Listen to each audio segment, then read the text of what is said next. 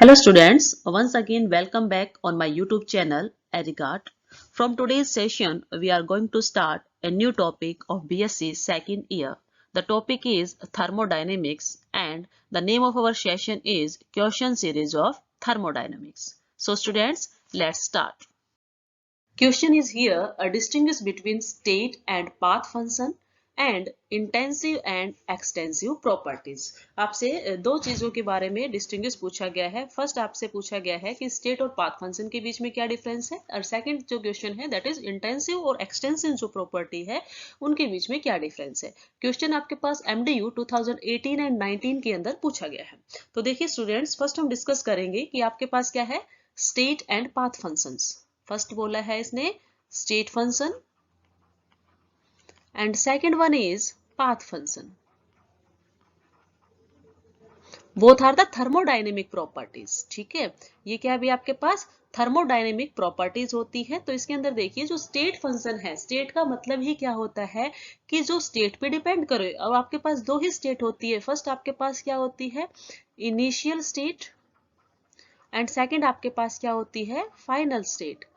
ठीक है, कोई भी थर्मोडायनेमिक प्रॉपर्टी जिसके अंदर जो भी चेंज होगा वो सिर्फ दो ही चीजों के ऊपर डिपेंड करे, या तो इनिशियल या उसकी फाइनल स्टेट के ऊपर डिपेंड करे। ठीक है, और दूसरा जो आपके पास है पाथ फंक्शन, इसमें भी जो नाम से ही सजेस्ट है कि पाथ मींस जो पाथ पे डिपेंड करे या उस मैनर के ऊपर डिपेंड करे जिससे कि चेंज हुआ है। ठीक है, तो क्या बोल सकते हैं इसके अंदर, path dependent function, path dependent function. Okay, यदि हम डेफिनेशन लिखते हैं स्टेट फंक्शन की तो क्या होगी, this is a thermodynamic property, it is a thermodynamic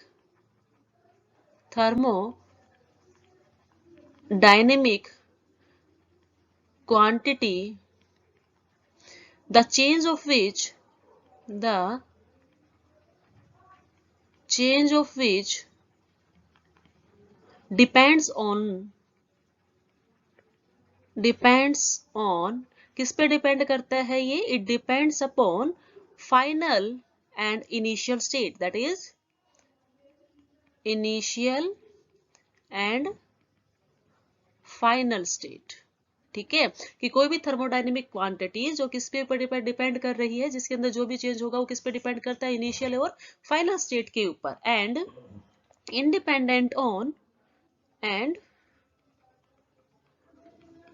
independent on the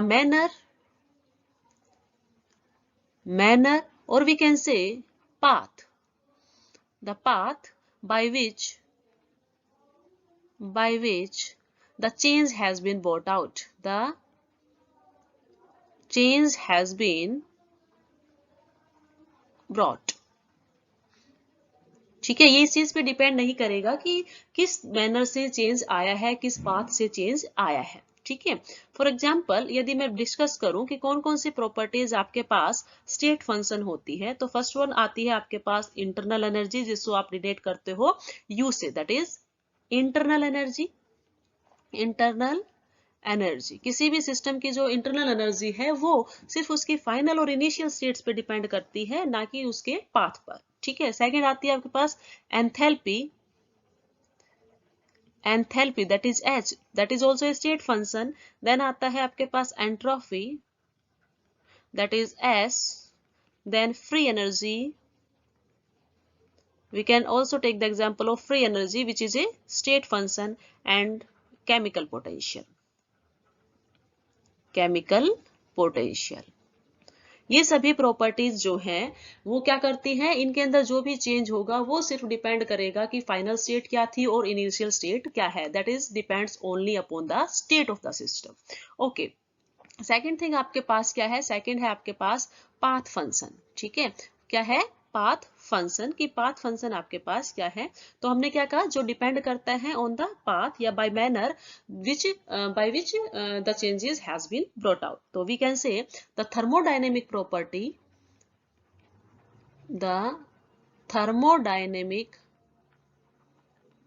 property which depends upon depends upon the path by which the change has been brought about. ठीक है. For example यदि हम इसके examples का बात करें तो आपके पास क्या होती है, एग्जाम्पल्स इसके होते हैं आपके पास. We can take example of heat, okay, that is Q, and we can also take the example of work. ठीक है, W. ये डिपेंड करते हैं कि जो थर्मोडायनेमिक प्रॉपर्टीज हैं जिनके अंदर क्या हो भाई आपके पास, जिनके अंदर यदि चेंज हो तो वो डिपेंड करेंगी कि पाथ क्या था, किस मैनर से चेंजेस आए हैं. ठीक है, तो ये है आपके पास state function and path function. State function which depend upon the initial and final states, okay, and the path function thermodynamic properties which depends upon the manner, or we can say path by which the changes had been brought about. Second part जो इसके अंदर है उसमें आपसे पूछा गया है दो प्रॉपर्टीज के बारे में. First one is extensive property,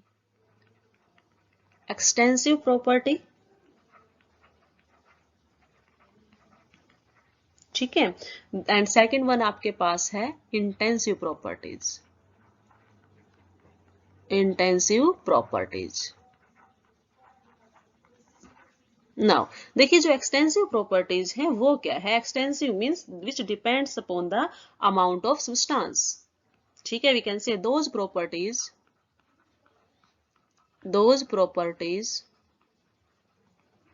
which depends upon the amount of substance. जो किस पे डिपेंड करती है आपके पास, which depends upon the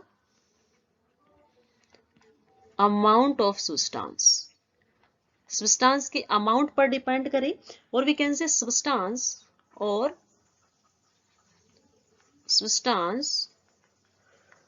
present in the system.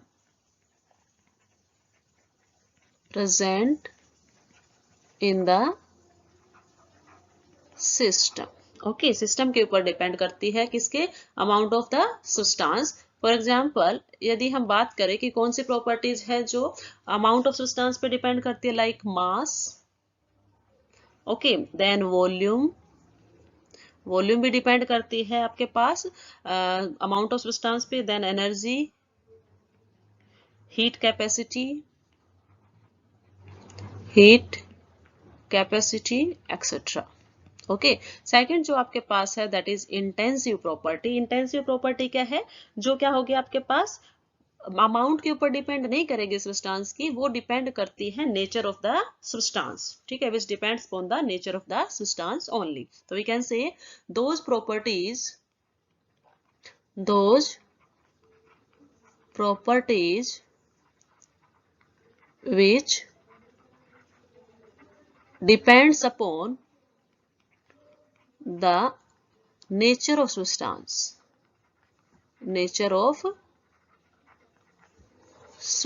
जो नेचर ऑफ सब्सटेंस के ऊपर डिपेंड करती है, and which does not depend upon the amount of substance, and we can say which are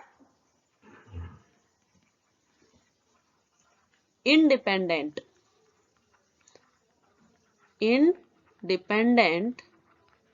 on the amount of substance.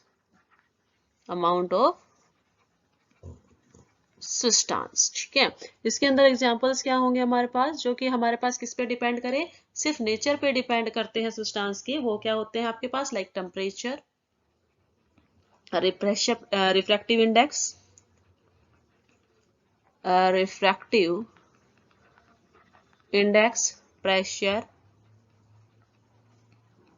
pressure, viscosity,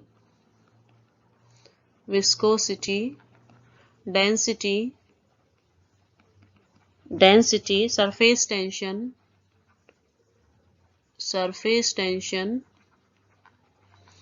and we can say specific heat also. These are the intensive property which depends upon the nature of the substance. Now, one thing what which is very important about extensive and intensive property is that we can convert extensive properties into intensive properties.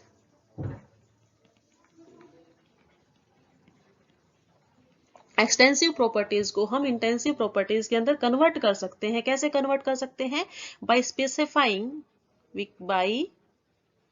Specifying unit amount of substance concern. यदि हम unit amount में ले ले substance को तो हम क्या कर सकते हैं? एक्सटेंसिव प्रॉपर्टीज को इंटेंसिव प्रॉपर्टीज के अंदर कन्वर्ट कर सकते हैं. फॉर एग्जांपल देखिए, जो हमारे पास मास एंड वॉल्यूम है, आपने क्या देखा? बोथ क्या है आपके पास? एक्सटेंसिव प्रॉपर्टी है. लेकिन जो डेंसिटी है वो क्या होती है आपके पास? डेंसिटी यहां मैंने किस में लिखी है? ये लिखी है मैंने इंटेंसिव प्रॉपर्टीज में. वो क्या है? Intensive property. कब? जब मैंने मास और वॉल्यूम को क्या ले लिया है? यूनिट अमाउंट में ले लिया है. ठीक है, यूनिट अमाउंट में यदि ले लेते हैं. और इसी तरह से हम दूसरे एग्जांपल्स भी ले सकते हैं. लाइक आपके पास क्या होता है? Specific volume. ठीक है, यहाँ पर स्पेसिफिक हीट जो आपके पास है, दैट इज हम क्या ले सकते हैं? Specific volume.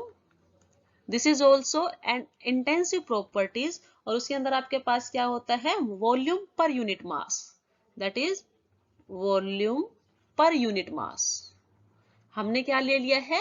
इनको यूनिट के अंदर ले लिया है, 1 यूनिट के अंदर कंसर्न कर लिया है. तो हम उसको क्या कर सकते हैं? किसी भी एक्सटेंसिव प्रॉपर्टी को इंटेंसिव प्रॉपर्टी के अंदर कन्वर्ट कर सकते हैं. तो ये थे आपके पास डिफरेंसेस एक्सटेंसिव इंटेंसिव के बीच में, and path function and state function.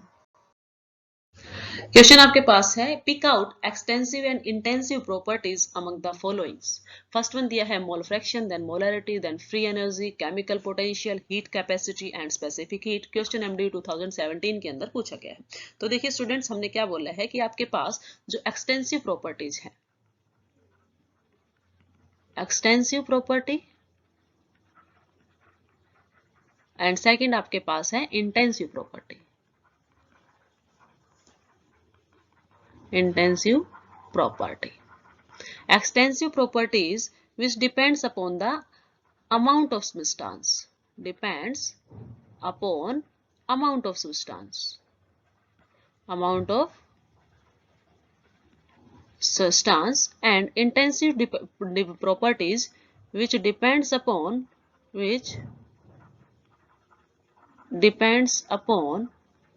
the nature of substance. Nature of substance. अब हमें देखिए जो गिवन है उनके अंदर से क्या देखना है? इंटेंसिव प्रॉपर्टीज कौन सी है और एक्सटेंसिव प्रॉपर्टीज कौन सी है. तो देखिए इसके अंदर से आपके पास क्या गिवन है? फर्स्ट वन यहाँ पे मोल फ्रैक्शन है. मोल फ्रैक्शन जो है वो क्या होता है आपके पास? मोल फ्रैक्शन जो है that is an intensive property. Mole fraction is a intensive property. Mole fraction. Okay, then इसके अंदर दे रखा है आपके पास मोलरिटी. वो भी अब क्या करते हैं? नंबर ऑफ मोल्स है. ठीक है, वो भी क्या होगी आपके पास? इंटेंसिव प्रॉपर्टी है. देन आपके पास केमिकल पोटेंशियल. केमिकल पोटेंशियल वो भी आपके पास किस पर डिपेंड करती है? नेचर ऑफ द सब्सटेंस के ऊपर डिपेंड करती है. एंड लास्ट वन इसके अंदर से आपके पास है specific heat. Specific heat. All these depends upon the nature of the substance. Now extensive properties इसमें से क्या बच जाती है आपके पास? बचती है क्या क्या? First one is free energy. Free energy क्या है? एक्सटेंसिव प्रॉपर्टी है. देन आपके पास बचती है हीट कैपेसिटी. Heat capacity. ये दोनों क्या है आपके पास? एक्सटेंसिव प्रॉपर्टी है. बाकी जितनी भी प्रॉपर्टीज हैं that are intensive properties. Intensive depend करते हैं नेचर के ऊपर, एंड एक्सटेंसिव डिपेंड करती है अमाउंट ऑफ सब्सटेंस के ऊपर. Next question is define the terms reversible and irreversible processes. Question MD 2016 के अंदर पूछा गया है. हमें रिवर्सिबल और इरिवर्सिबल प्रोसेसेस के बारे में को डिफाइन करना. तो देखिए फर्स्ट आपके पास है रिवर्सिबल process. एंड सेकंड है आपके पास इरिवर्सिबल प्रोसेस। रिवर्सिबल प्रोसेस को जनरली हम वो कहें तो क्या होगा, आपके पास जो भी प्रोसेस जो है वो पहले जिस सिचुएशन में था उसी सिचुएशन में वापस आ जाए। ठीक है, डेफिनेशन क्या होगी इसके अंदर, a process which is carried out slowly, so that all changes occurring in the direct process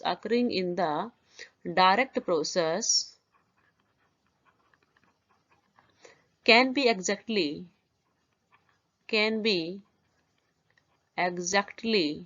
reversed, जिनको वापिस किया जा सकता है, and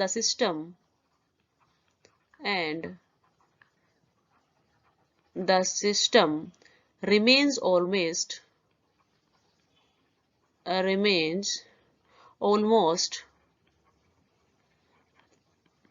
in the state of equilibrium at all times. Means a process which is carried out slowly, जो process धीरे धीरे हो और जिसके अंदर जो भी चेंजेस होते हैं डायरेक्ट प्रोसेस में वो क्या हो सके एग्जैक्टली जिनको रिवर्स किया जा सकता है, और सिस्टम हमेशा आपके पास क्या रहे, इक्विलिब्रियम में रहे, that is the reversible process. Second आपके पास क्या है, इरिवर्सिबल प्रोसेस, तो इसको हम क्या बोलेंगे, it is defined as that process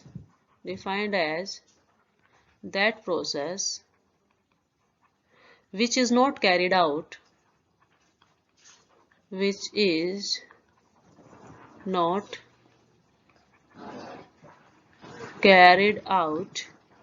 slowly but occur rapidly। जो भी प्रोसेस है वो स्लोली ना होकर क्या रहे, रैपिडली हो जाए, जल्दी से हो जाता है, वो क्या कहलाएगा, आपके पास इरिवर्सिबल प्रोसेस होता है। ठीक है, जैसे आपके पास जितने भी नेचुरल प्रोसेसेस जो होते हैं, नेचुरल प्रोसेस लाइक आपके पास वाटर का जो है फ्लो होना, ठीक है, फ्लो ऑफ